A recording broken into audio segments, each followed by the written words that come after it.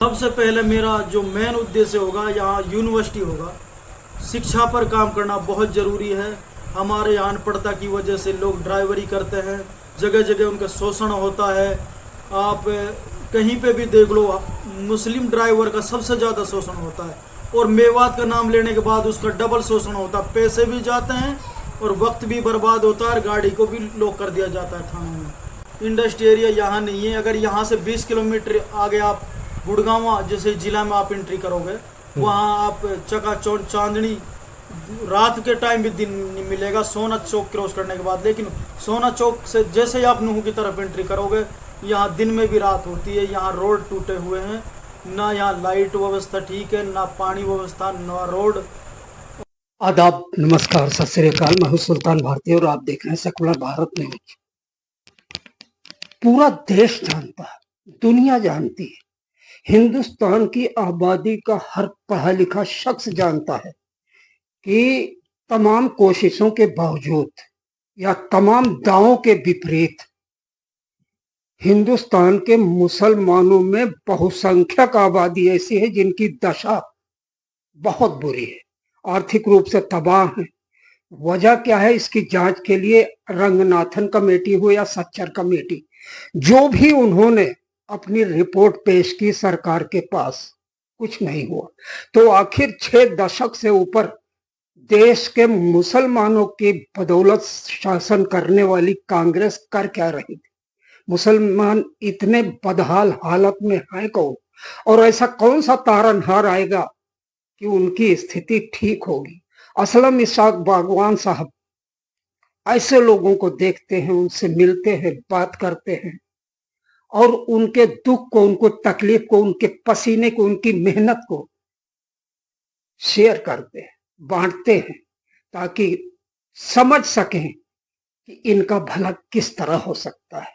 देखिए, वो जहां कहीं भी किसी मुस्लिम कारीगर को काम करता हुआ देखते हैं तो पुश्त दर पुश्त से चली आ रही उस दुर्लभ कला को बचाने और उस परिवार को बचाने की कसमकस उनको वहां बैठने पर और उसका दुख बांटने पर मजबूर कर देती।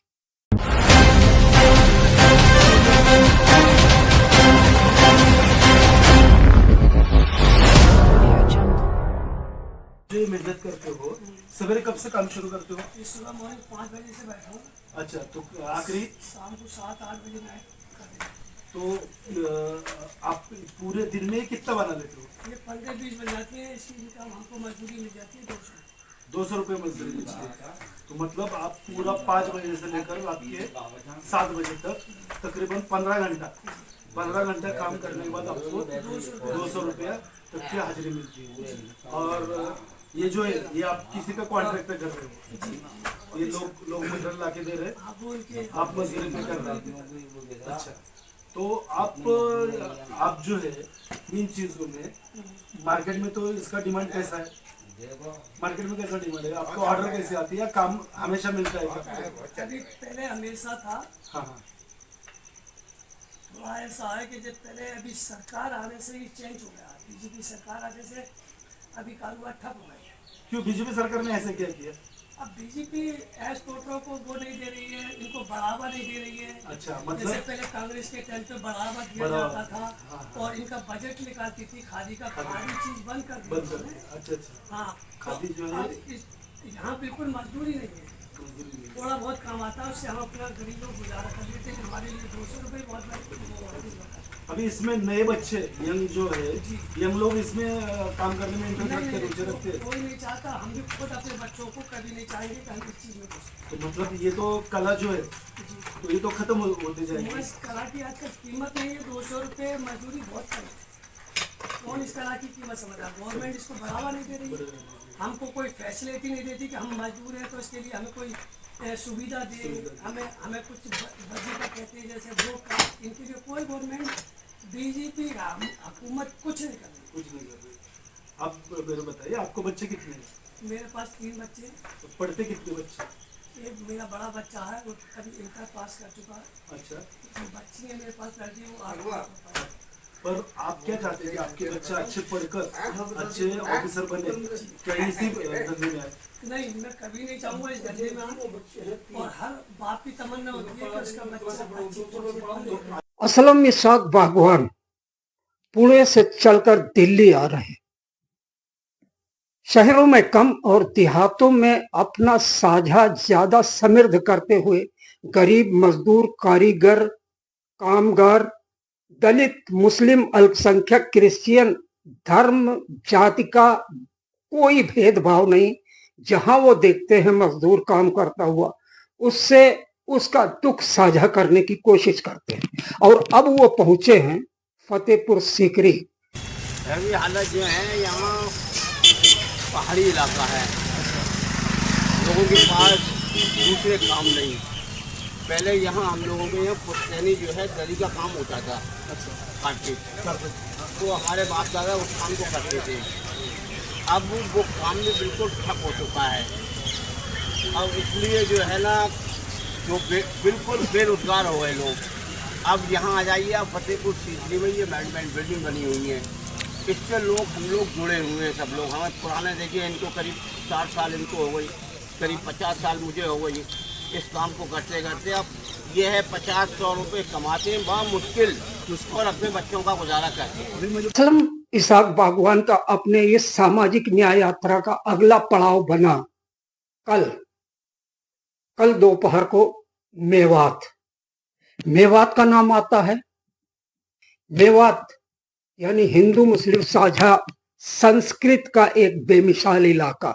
मेवात सौहार्द, समझदारी और गंगा जमुना तहजीब का मरकज।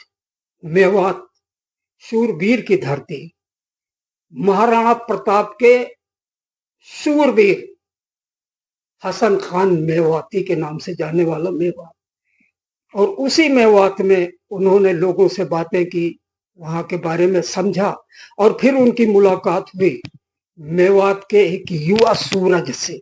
चौधरी अनवर खान इंजीनियर हैं, सियासत में इंटरेस्ट रखते हैं, और बड़ी तमन्ना है कि मेवात में परिवर्तन का सूरज, प्रगति का सूरज वर्तमान सरकार चमकाए।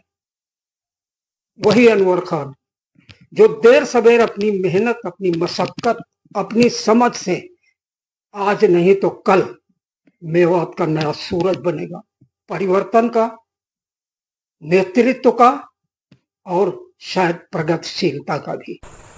मेवात के जो आज के हालात हैं आप सभी से कोई छिपे नहीं हैं। जैसा कि यहाँ आज के तारीख में ना तो रेल है ना यूनिवर्सिटी है, और सबसे ज़्यादा अगर ज़रूरत है तो वो यहाँ यूनिवर्सिटी की है। शिक्षा का अभाव बहुत ज़्यादा है। अगर हम यहाँ पढ़ेंगे लिखेंगे और आगे बढ़ेंगे तभी मेवात का नाम होगा। मेवात का नाम करने के लिए हमें शिक्षा का समाधान करना बहुत ज़रूरी है।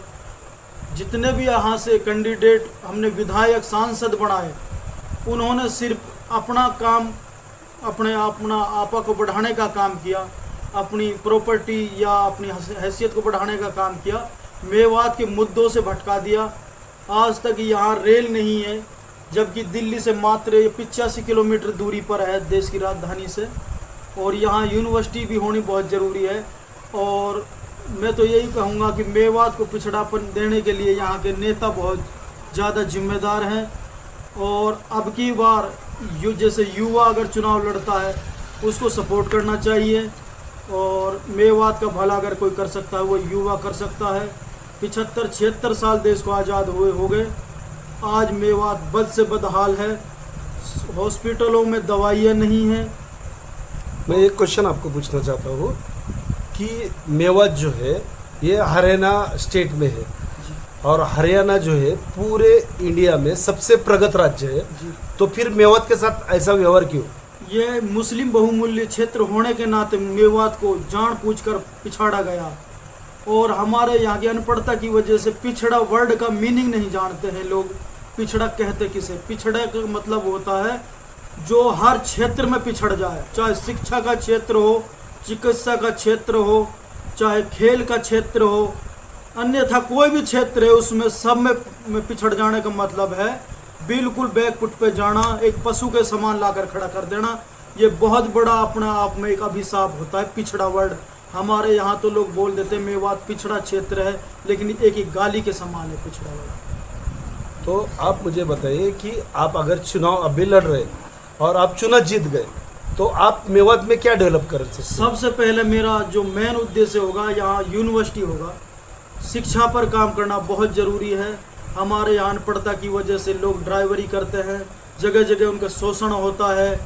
आप कहीं पे भी देख लो, मुस्लिम ड्राइवर का सबसे ज़्यादा शोषण होता है, और मेवात का नाम लेने के बाद उसका डबल शोषण होता है। पैसे भी जाते हैं और वक्त भी बर्बाद होता है, और गाड़ी को भी लॉक कर दिया जाता है थानों में।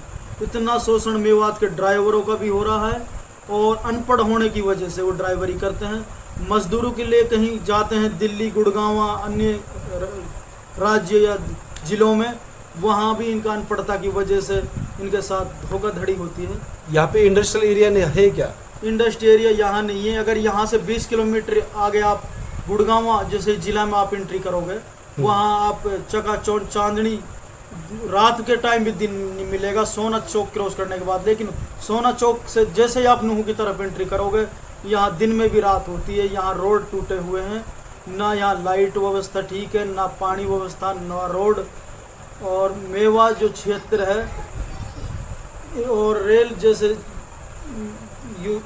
हमारे पड़ोस में जाकर अगर राजस्थान का जो एरिया है भिवाड़ी, वहाँ भी अभी रेल की पटरी निकाल दी गई, लेकिन मेवा क्षेत्र को बचा दिया गया।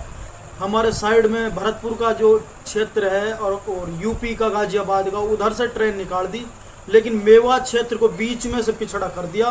पूरे हिंदुस्तान में मेवात जिला को पिछड़ा घोषित किया गया था, और ये बहुत शर्म की बात है, और यहाँ के नेताओं को डूब मरना चाहिए। मैं तो यही कहूँगा कि आज की जो जनरेशन है, इसको अपना वोट का सही इस्तेमाल करना चाहिए। और नाच गाना आजकल इनका फैशन बना हुआ है यहाँ के लीडरों का।